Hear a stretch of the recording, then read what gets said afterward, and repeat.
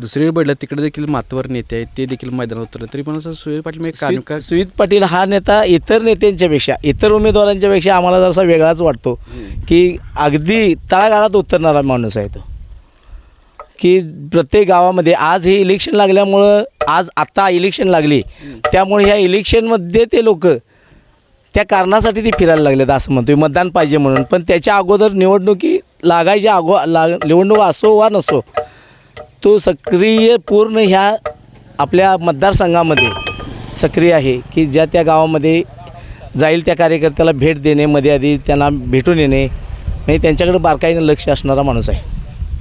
एखाद्या वेळेला त्यांचं मागील घराणं देखील राजकीय घराणं आहे. खरं तर म्हणजे आता एक घराणेशाही म्हणून जरी बघितलं तर त्यांचे गुण जे आहेत ते त्यांच्यामध्ये आहेत का? त्यांच्या वडिलांच्यासारखेच त्यांचे गुण आहेत. त्यांचे वडील पूर्वी असंच होते, कुणाच्याही कुठल्याही क्षेत्रात कुठलंही कार्यक्षेत्र असू दे करायचं, की वाद असू दे, वडापावल्यांना त्यांनी भरपूर सहकार्य केलं, की पोलीस स्टेशनपर्यंत काय असेल त्या पोलीस स्टेशनची सुद्धा त्यांनी मदत करून दिली. आणि तेच गुण त्या सुविधा त्यांच्याकडे आहेत.